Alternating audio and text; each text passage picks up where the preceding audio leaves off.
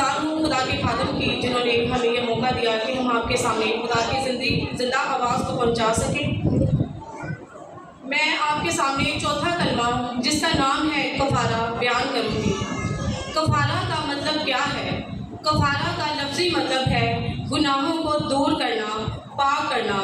اس کو اردو زبان میں ہم کہہ سکتے ہیں دھو دینے والی چیز۔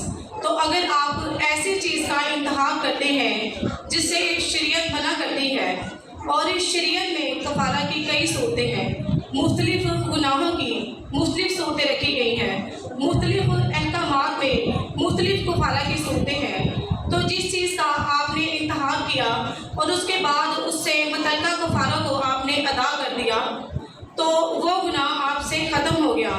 اور اس کی شرعی حیثیت یہ ہے کہ اگر آپ نے کفارہ ادا نہیں کیا تو ایسی صورت میں قیامت میں اس کا معاوضہ، اس کا ازالہ ہوگا، آپ گنہگار کہلائیں گے اور آپ سزا کے مستحق ہوں گے۔ اور اگر آپ نے کفارہ ادا کر دیا تو وہ گناہ جس کا انتخاب آپ سے ہوا وہ دور کر دیا جائے گا، وہ ختم کر دیا جائے گا۔ تو کفارہ کا مطلب ہے گناہوں کو دور کرنا، گناہوں کو پاک کرنا۔ یسوع مسیح نے ہمارے گناہوں کو اپنے اوپر لے کر ہمارا کفارہ صلیب پر ادا کیا، اور اس نے لعنتی موت اختیار کر کے ہمیں گناہوں سے آزاد کرایا۔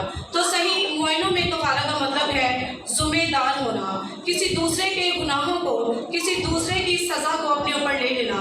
یسوع مسیح نے ہماری خاطر صلیب پہ کفارہ دیا اور اپنی جان دے دی، اور ہمارے اور خدا کے درمیان جو جدائی کی دیوار تھی اس کو ہٹا دیا۔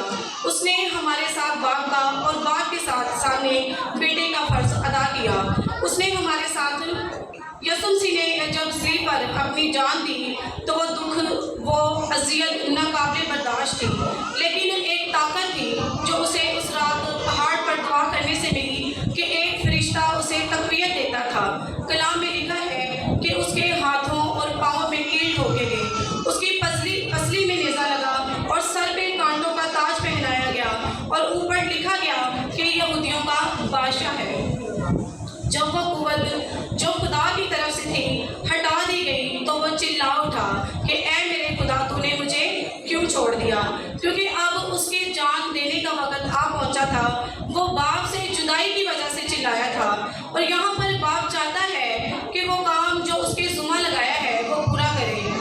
چوتھا کلمہ جو ہے وہ اپنے اندر ایک بڑی وصیت رکھتا ہے، جس کے اندر کئی طرح کے اعتراضات اور کئی طرح کی تعلیمات جو ہمیں ملتی ہے۔ سو ہم خدا کے پاک کلام میں آگے بڑھتے ہوئے حوالے کو دیکھیں گے۔ مرکز رسول کی انجیل اس کا 15 باب اور 13 آیت۔ اور تیسرے پہر کو یسوع بڑی آواز سے چلایا کہ ایلی ایلی لما شبقتنی، یعنی اے میرے خدا تو نے مجھے کیوں چھوڑ دیا؟ سب سے پہلے اس پہ بات کریں گے، یعنی اے میرے خدا تو نے مجھے کیوں چھوڑ دیا۔ بعضوں کے نزدیک جو اس کا ترجمہ یوں کرتے ہیں کہ یسوع مسیح جو محض ایک انسان تھا، خدا اس میں رہ کے کام کرتا تھا، اور جو خدا اس میں رہ کے کام کرتا تھا، اس کلمے میں جب وہ اس سے نکل گیا تو وہ چلا اٹھا کہ اے میرے خدا تو نے مجھے کیوں چھوڑ دیا۔ تو یاد رہے کہ آپ خدا یسوع مسیح کی بات کر رہے ہیں۔ یسوع مسیح محض ایک انسان نہیں ہے۔ اگر محض انسان ہوتا تو دوسری بات تھی، لیکن یہ ہے کون؟ پرانے نامہ میں ہم دیکھتے ہیں کہ جب موسیٰ نے خدا سے پوچھا کہ میرے لوگ مجھ سے تیرا نام پوچھیں گے تو میں انہیں کیا جواب دوں گا کہ مجھے کس نے تمہارے پاس بھیجا ہے؟ تب خدا نے اپنی پہچان میں اسے اپنا نام بتایا کہ تم اسے جا کے کہنا کہ میں جو موسیٰ ہوں اس نے مجھے تمہارے پاس بھیجا ہے۔ اور آگے ہم دیکھتے ہیں کہ یسوع مسیح نے اپنی تعریف میں ہمیں بتایا، اور یسوع مسیح نے کئی انجیلوں میں اپنے بارے میں بتایا ہے کہ جو کچھ بھی ہوں میں ہی ہوں۔ اس نے کہا کہ زندگی کی روٹی میں ہوں، زندگی کا پانی میں ہوں، اچھا چرواہا میں ہوں، ابدی زندگی میں ہوں۔ اور یسوع مسیح نے کہا کہ دنیا کا نور میں ہوں، انگور کا حقیقی درخت میں ہوں۔ یہاں تک کہ یسوع مسیح نے کہا کہ ہمیشہ کی زندگی بھی میں ہوں۔ یہاں پر سمجھنا ہمارے لیے بہت ضروری ہے کہ پرانے عہد میں خدا نے کہا کہ میں جو ہوں سو ہوں، اور نئے عہد میں یسوع مسیح ہمیں وضاحت سے کہہ رہا ہے کہ جو کچھ بھی ہوں وہی ہے، جو کچھ بھی ہے وہی ہے۔ اور آگے ہم پڑھیں گے یوحنا کی انجیل اس کے پہلے باب کی 14 آیت میں کہ کلام مجسم ہوا، اس لیے کہ کلام میں لکھا ہے کہ بغیر خون بہائے معافی نہیں ہو سکتی۔ تو خدا کے کلمے نے اور بدن اختیار کیا تاکہ جسم میں آ کر وہ اپنا خون بہا سکے۔ انسانوں میں کوئی خون پاک نہیں۔ یہ رومیوں کے خط 3 باب میں بھی ہم پڑھتے ہیں کہ سب نے گناہ کیا اور خدا کے جلال سے محروم ہوئے۔ کوئی گنہگار کسی دوسرے گنہگار کے لیے کفارہ نہیں دے سکتا، تو خدا نے آپ انتظام کیا۔ اس نے اپنا اکلوتا بیٹا بخش دیا تاکہ جو کوئی اس پر ایمان لائے ہلاک نہ ہو بلکہ ہمیشہ کی زندگی پائے۔ آپ محض کسی انسان کی بات نہیں کرے جو صلیب پہ لٹکا ہے، وہ اپنی ذات میں ہے کون؟ یسوع مسیح نے کہا کہ میں خدا میں سے نکلا اور آیا ہوں۔ آسمان پہ کوئی نہیں چڑھا سوائے اس کے جو آسمان سے اترا ہے۔ اس کا مطلب کیا ہے؟ یعنی ابن آدم جو زمین پر ہے وہ کہتا ہے کہ ابن آدم جو آسمان پہ ہے۔ اس کا مطلب کیا ہے؟ میرے عزیزوں، پچھلے اتوار ہم نے پرجوش طریقے سے بزرگوں کا اتوار منایا اور لوگ کس طرح یسوع مسیح کا استقبال کر رہے تھے، لیکن یہ وہی لوگ تھے جنہوں نے چلا کر یسوع مسیح کو ہیرودیس بادشاہ کے سامنے کہا کہ اسے صلیب دو۔ وہ یسوع کے بدلے برابا ڈاکو کو چھڑوانا چاہتے تھے، حالانکہ ہیرودیس بادشاہ نے کہا کہ اس نے موت کی سزا جیسا کوئی کام نہیں کیا، لیکن لوگوں نے کہا کہ اسے صلیب دو۔ وہ یسوع کو دنیا کا بادشاہ بنانا چاہتے تھے، لیکن یسوع مسیح تو آسمان کا بادشاہ ہے۔ وہ آسمان سے ہے اس لیے وہ آسمان کی باتیں کر رہے ہیں۔ اس نے کہا کہ عالم روا کی کنجیاں میرے پاس ہے، اور یسوع نے کہا جو مجھ پہ ایمان لائے گا خواہ وہ مر بھی گیا تو بھی زندہ ہوگا، کیونکہ وہ خدا کی عین ذات ہے، وہ ذات الہی ہے، وہ خدا کا بیٹا ہے، اور ذات ایک ہے اور ذات میں تقسیم نہیں ہو سکتی، ذات الگ ہو ہی نہیں سکتی۔ تو اگر کوئی یہ کہے کہ اس میں سے کچھ نکلا ہے تو یہاں پر سمجھنا پڑے گا کہ کچھ لوگ اس کی تشریح یوں کرتے ہیں کہ اس میں سے کچھ نکلا اور اس نے کہا کہ اے میرے خدا تو نے مجھے کیوں چھوڑ دیا۔ دوسری بات آپ کے لیے یہ ہے کہ زبور 22 کا حوالہ دیا جاتا ہے۔ زبور 22 کی پہلی آیت ہے کہ اے میرے خدا تو نے مجھے کیوں چھوڑ دیا۔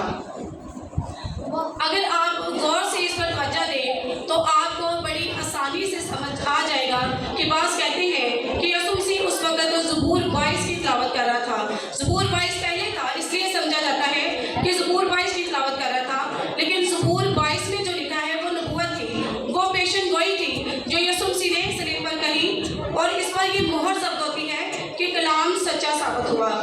اور دوسری آیت مصلوبیت سے تعلق رکھتی ہے، تو میں زبور 22 کی پہلی آیت کو آپ لوگوں کے سامنے ضرور پڑھنا چاہوں گی۔ میرے ساتھ نکالیے زبور 22 اور اس کی پہلی آیت، اے میرے خدا تو نے مجھے کیوں چھوڑ دیا۔ اور آگے 16ویں آیت میں ہم دیکھیں گے کہ کتوں نے مجھے گھیر لیا، بدکاروں کے گروہ مجھے گھیرے ہوئے ہیں، وہ میرے ہاتھ اور پاؤں کو چھیڑتے، وہ میرے کپڑے آپس میں بانٹتے اور میری پوشاک پر قرع ڈالتے ہیں، لیکن تو اے خدا مجھ سے دور نہ رہ، اے میرے چارہ ساز میری مدد کے لیے جلدی کر۔ کیا یہ زبور نویس اپنے لیے کہہ رہا ہے؟ کیا زبور نویس کی پوشاک پہ قرع ڈالا گیا؟ یہ تو نبوت تھی جو صلیب پر پوری ہوتی ہوئی نظر آ رہی ہے، بلکہ اس پہ مہر ضبط ہے کہ کلام سچا ثابت ہوا، جو کئی 100 سال پہلے زبور نویس کی زبانی لکھا گیا کہ اے میرے خدا تو نے مجھے کیوں چھوڑ دیا۔ اس کلمے سے زبور نویس کی راسی یہودی واقف تھے، جب وہ کسی پریشانی یا مصیبت میں ہوتے تھے تو اس آیت کو ضرور پڑھتے تھے۔ جیسے اگر ہم گھروں میں بھی کبھی کسی مشکل یا پریشانی میں ہوتے ہیں تو ہم 23 زبور کو پڑھتے ہیں کہ خداوند میرا جبان ہے مجھے کمی نہ ہوگی، اور 121 زبور کو میں اپنی آنکھیں پہاڑوں کی طرف اٹھاتا ہوں، میری قوت کہاں سے آئے گی۔ جب یسوع مسیح نے صلیب پر اس آیت کو پڑھا تو لوگ سمجھ رہے تھے کہ خداوند یسوع مسیح کس مشکل پریشانی مصیبت میں ہے اور وہ خدا سے مدد کے لیے اس آیت کو پڑھ رہا ہے، لیکن یسوع مسیح نے یہ جو آیت پڑھی یہ نبوت تھی جو کلام میں لکھی ہوئی اور وہ پوری ہوئی کہ یسوع مسیح کس قدر تکلیف میں ہے، اس لیے خدا سے مدد کے لیے کہہ رہا ہے۔ اور ایک بات کہ چھوڑ دینے کا مطلب کیا ہے؟ خدا تو ایک ہے، وہ ذات خدا ہے، ذات تقسیم ہو نہیں سکتی، تو پھر چھوڑا کیا ہے؟ باپ نے بیٹے کو دنیا میں بھیجا اور بیٹے میں وہ سزا جو ہماری تھی، ہمارے ذمہ تھی، وہ آپ ہمارے گناہوں کو صلیب پر اٹھائے، سولی پہ چڑھ گیا